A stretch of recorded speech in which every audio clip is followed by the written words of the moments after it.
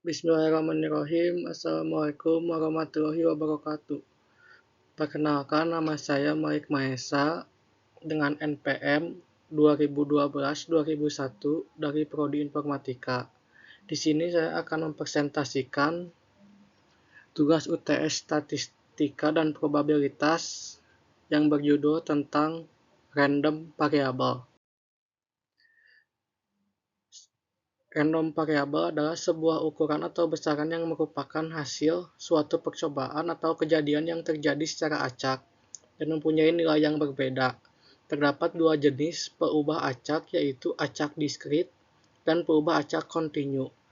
Peubah acak diskrit adalah variabel acak yang ruang sampelnya diskrit, sedangkan peubah acak kontinu adalah variabel acak yang ruang sampelnya kontinu. Peubah acak diskrit yaitu sebuah variabel acak diskrit hanya dapat berisi nilai yang terpisah dengan jelas, yang bertujuan untuk menghitung sesuatu, contohnya jumlah mahasiswa yang mendapat nilai A. Sedangkan peubah acak kontinu ialah sebuah variabel acak diskrit hanya dapat berisi satu dari sekian banyak nilai yang jumlahnya tak hingga dalam batas tertentu, yang bertujuan untuk menghasilkan suatu pengukuran, contohnya berat badan setiap mahasiswa di kelas ini. Peubah acak diskrit, nilai variabel yang mungkin jumlah kemungkinannya berhingga dan atau bisa dicacah countable. Ruang sampel berisikan titik sampel yang jumlahnya berhingga atau jika tak berhingga titik sampel tersebut bisa dicacah countable. Peubah acak kontinu, nilai variabel yang mungkin biasanya mencakup nilai-nilai pada sebuah atau lebih dari satu interval pada garis bilangan. Ruang sampel berisikan tak terhingga kemungkinan titik sampel yang biasanya diasosiasikan dengan titik pada ruas garis atau interval, dan tidak bisa dihitung walau bisa diukur.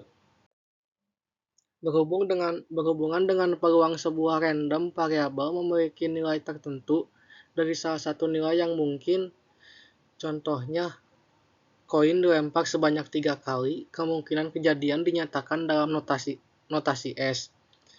S bisa bernilai triple G, double GA, GAG, AGG, AAG, AGA, GAA, dan triple A.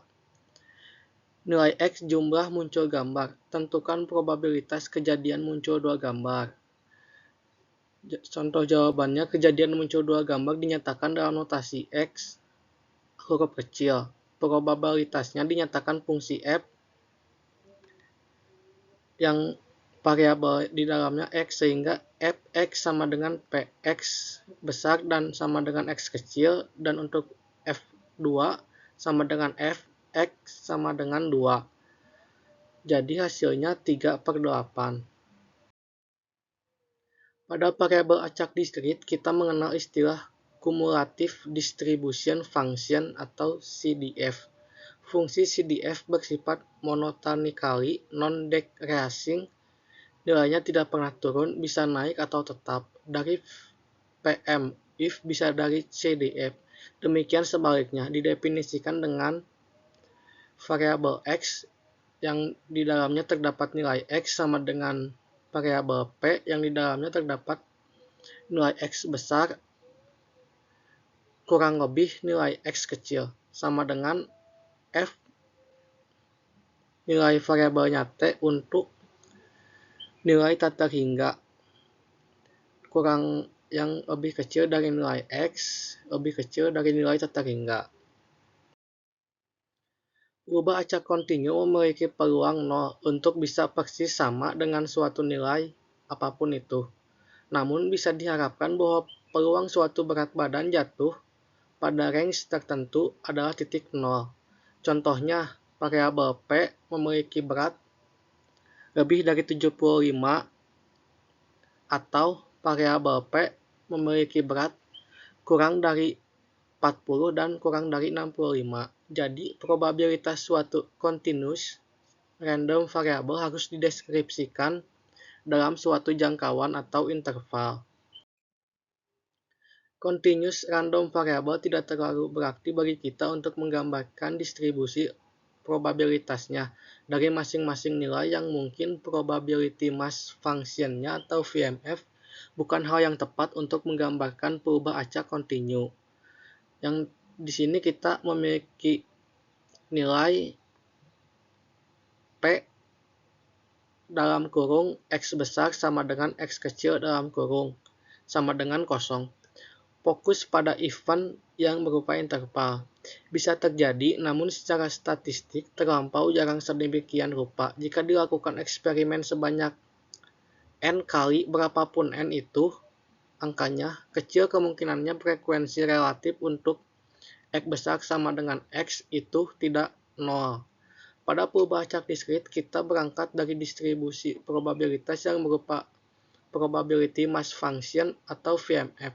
Lalu kita definisikan kepada CDF atau cumulative distribution function. Untuk perubahan acak kontinu, VMF tidak bermakna. Variabel F dalam kurung variabel X besar sama dengan X sama dengan 0. Nah, kita bisa berangkat dari CDF atau fokus pada event yang memiliki variabel. Contohnya, variabel yang di sini yaitu F dalam kurung X lebih kecil sama dengan X dalam kurung. Sekian presentasi dari saya. Maaf jika ada kekurangan dan perkataan yang disengaja maupun tidak disengaja. Saya mohon maaf secara pribadi. Terima kasih.